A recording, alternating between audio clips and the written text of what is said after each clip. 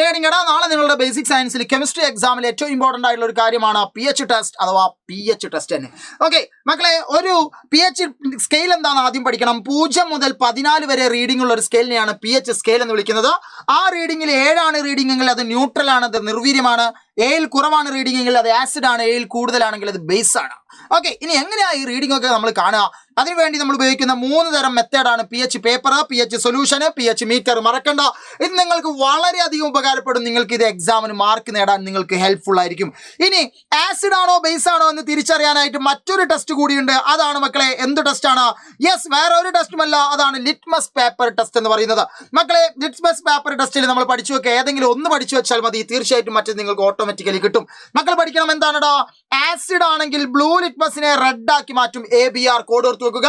Acid ആണെങ്കിൽ blue ലിറ്റ്മസിനെ red ആക്കി മാറ്റും. അങ്ങനെയാണെങ്കിൽ ബേസ് ആണെങ്കിൽ എന്താണ്? റെഡ് ലിറ്റ്മസിനെ ബ്ലൂ ആക്കി മാറ്റും. ആസിഡ് ആണെങ്കിൽ നീല ലിറ്റ്മസിനെ ചുവപ്പാക്കും. ബേസ് ആണെങ്കിലോ ചുവപ്പ് ലിറ്റ്മസിനെ നീലയാക്കും. സോ മക്കളെ, എക്സാം നമുക്ക് അടിപൊളിയാക്കാം, മാരത്തോണിൽ നമുക്ക് അടിപൊളിയാക്കാം. അപ്പോൾ ഇന്ന് മാരത്തോണിൽ കാണാം. ഓക്കെ.